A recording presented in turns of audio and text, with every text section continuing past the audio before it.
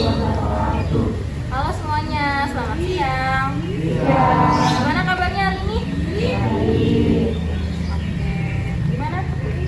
Baik semuanya, salam sejahtera.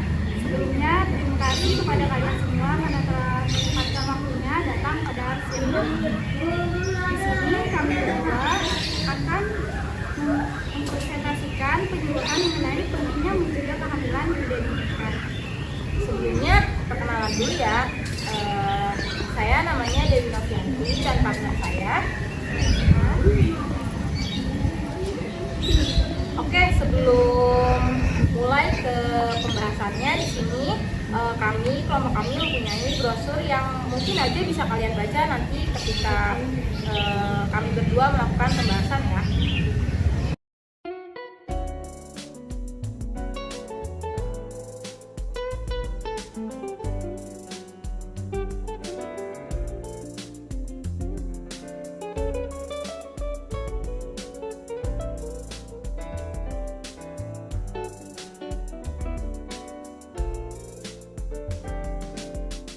Oke, sebelumnya ini udah sering dengar gak sih kayak kehamilan di luar nikah gitu? Oke, ada yang tahu nggak KTD itu atau kehamilan tidak diinginkan itu apa? Jadi, KTD atau kehamilan tidak diinginkan merupakan kehamilan saat dimana salah satu atau kedua belah pihak dari pasangan tidak menginginkan terjadinya kehamilan sama sekali, atau kehamilan yang sebenarnya diinginkan tapi tidak pada saat itu. Kemudian KTD sebenarnya dapat pula terjadi pada pasangan yang telah menikah karena pasangan tersebut belum merencanakan kehamilan. Namun kasus KTD yang sering menjadi sorotan publik dapat menjadi perhatian, yaitu kasus KTD yang terjadi pada remaja. Selanjutnya di sini saya mau menjelaskan nih tentang penyebab terjadinya KTD yang di sini bisa terjadi karena yang pertama pemerkosaan, yang kedua seks bebas atau seks pranikah, yang ketiga kegagalan memakai alat kontrasepsi, yang keempat kepercayaan terhadap mitos-mitos seperti berhubungan seksual sedikit tidak akan menyebabkan kehamilan, meminum alkohol dan lompat-lompat pada berhubungan seksual dapat menyebabkan sperma tumpah kembali sehingga tidak akan menyebabkan kehamilan. Dan untuk yang terakhir itu pengaruh lingkungan.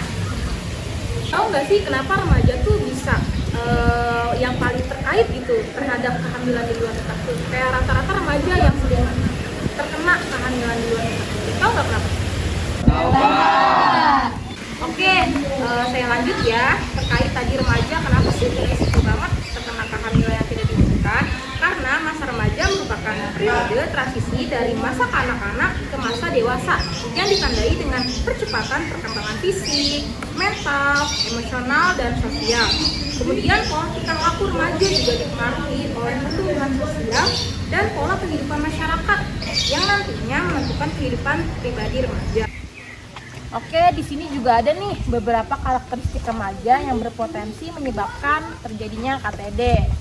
Yang pertama, ada masa remaja. Nah, yang masa remaja adalah masa terjadinya krisis identitas atau pencarian identitas, sehingga pengaruh lingkungan yang tidak baik atau kurangnya informasi yang benar menyebabkan permasalahan termasuk KTD ini. Untuk yang kedua, ada kecenderungan membentuk kelompok dan kecenderungan kegiatan berkelompok. Yang ketiga, ada senang bereksperimentasi. Selanjutnya yang keempat, ada ketidakstabilan emosi. Untuk yang kelima, adanya sikap menentang dan menantang orang tua. Selanjutnya ada kegelisahan karena banyak hal yang diinginkan tetapi remaja tidak sanggup memenuhi semuanya. Untuk selanjutnya yang terakhir ini ada senang bereksplorasi. Selanjutnya di sini saya akan menyebutkan nih ada juga beberapa dampak KTD pada remaja ini. Untuk yang pertama ada tekanan psikologis atau sanksi sosial. Untuk yang kedua ada putus sekolah. Untuk yang ketiga kerentanan terjadinya gangguan pada kesehatan organ reproduksi. Untuk yang keempat ada perasaan malu hingga depresi. Untuk yang kelima ada sensitif atau mudah marah. Dan yang terakhir peningkatan kasus aborsi tidak aman yang mengancam kesehatan akibat terjadinya infeksi yang dapat mengakibatkan peradangan dan resiko kemungkinan terjadinya mandul bahkan kehamilan.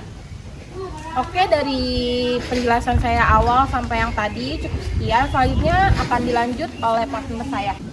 Selanjutnya di sini saya akan menjelaskan bagaimana sih cara mencegah kehamilan tidak diinginkan. Yang pertama itu ada peran orang tua dengan menanamkan pola asuh yang baik pada anak sejak dini. Kemudian membekali anak dengan dasar moral dan agama, berkomunikasi yang baik dan efektif antara orang tua dan anak-anak. Selanjutnya menjadi tokoh panutan bagi anak. Kedua, ada peran pendidik atau guru.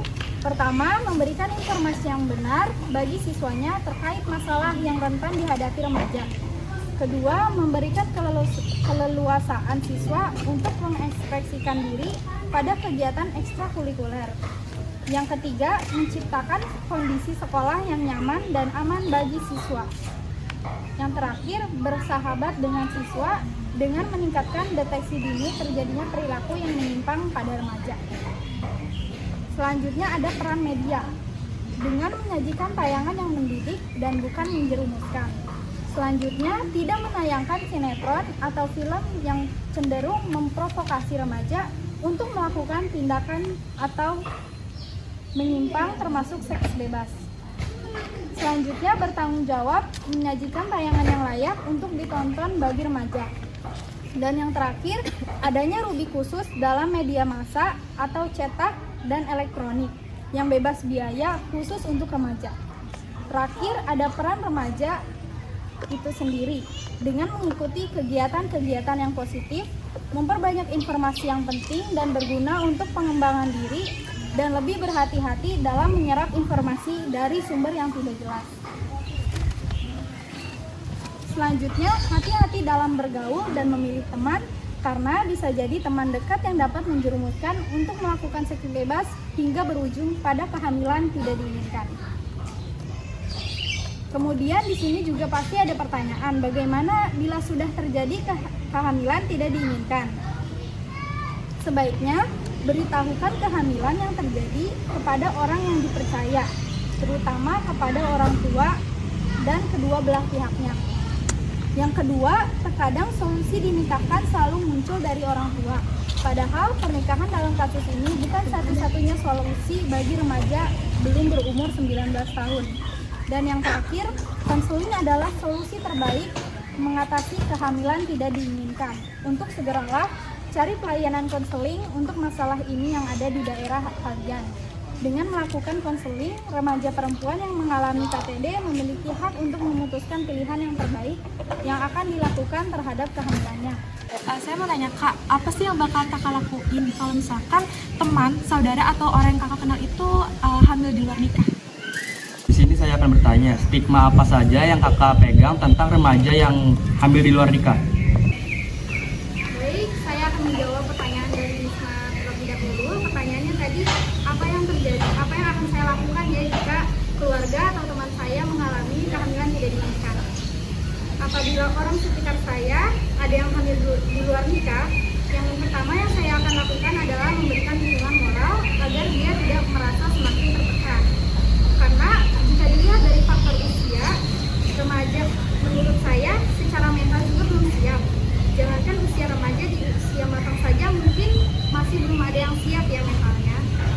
Jadi mungkin tahapan yang akan saya lakukan pertama yaitu membantu mencari sumber daya dan informasi yang diperlukan seperti klinik kesehatan remaja dan sebagainya.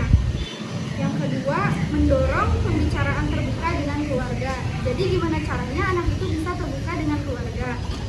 Yang ketiga, mendiskusikan opsi yang tersedia. Contohnya, dia memilih pernikahan atau menjadi orang tua tunggal. Yang keempat, mengingatkan pentingnya pendidikan di masa depan. Jadi jangan sampai dia itu putus cita-citanya gitu ya, biar enggak menyesal setelah melakukan itu. Yang terakhir, menjaga kerahasiaan dan menghormati privasi mereka. Jadi jangan sampai diumbar-umbar ceritanya seperti itu aja. Oke, di sini saya mau jawab pertanyaan dari Fadil tadi ya.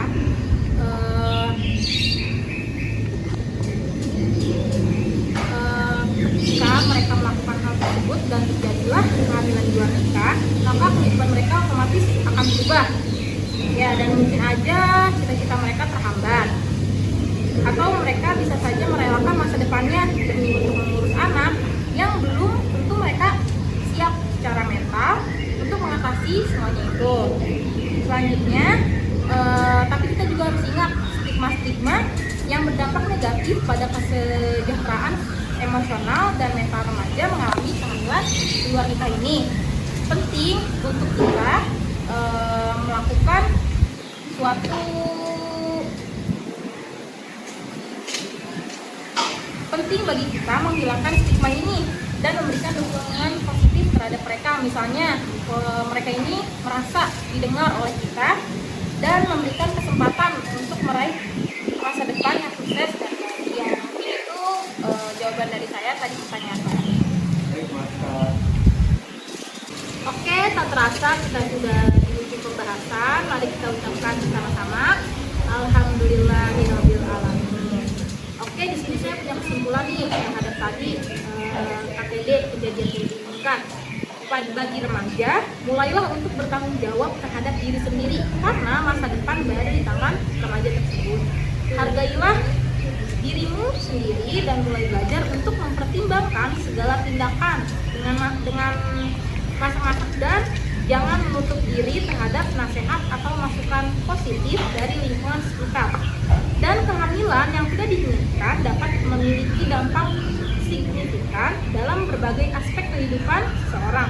Oleh karena itu, penting untuk mengambil tindakan pencegahan yang sesuai untuk menghindari kehamilan yang tidak diinginkan ini. Mungkin itu saja yang bisa kami berdua paparkan mengenai pembahasan di siang hari ini. Kurang lebihnya mohon maaf. Wassalamualaikum warahmatullahi wabarakatuh. Waalaikumsalam